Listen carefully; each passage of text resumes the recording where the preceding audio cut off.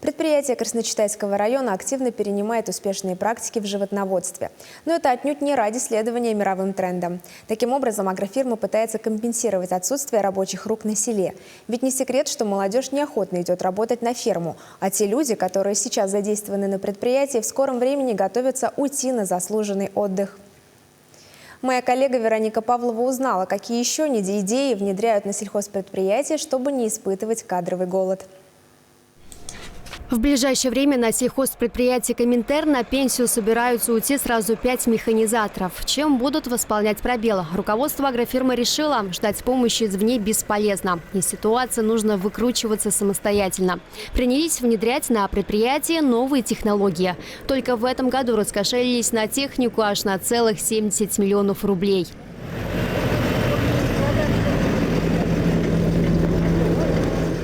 Около 20 миллионов на покупку техники возместило правительство республики. Для агрофирмы это большая поддержка. Новенький посевной комплекс уже опробовали на деле. Если раньше на сев озимых выходило не меньше 15 человек, то в этом сезоне справились втроем. Плюс ко всему, до одной недели сократились сроки проведения полевых работ. Раньше на это дело уходило минимум 3 недели. С приходом зимы механизаторы обычно уходят в долгий отпуск. Зарплаты, естественно, в этот период у них тоже нет. Выход из ситуации нашли. С поля их перевели на ферму. Здесь-то точно не до отдыха. На этом тракторе-погрузчике его приобрели в нынешнем году, трудится Николай Нестеренко. Раньше сельчанин ездил на заработки в Москву, но в начале года решил найти стабильную работу поближе к дому. С весны до самой осени отвечала за наладку и ремонт сельхозтехники в Коминтерне, сейчас на подмоге у фермеров. Толкаю корм, например, каждый час. Утилят вывожу, навоз. Раньше была одна секция у нас, а сейчас 3. Помещение-то секции-то прибавилось, но работу у нас механизм делает сейчас.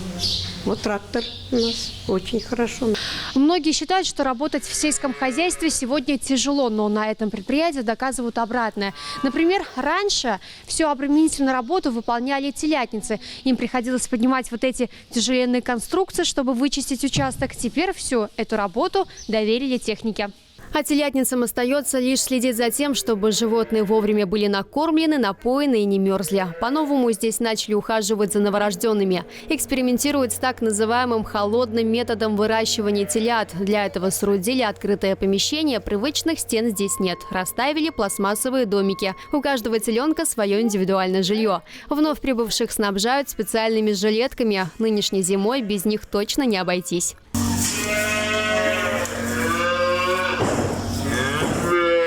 За последние годы руководство вложило в развитие фермы более 200 миллионов рублей. 80 удалось вернуть благодаря властей за то, что не отказывают в субсидировании.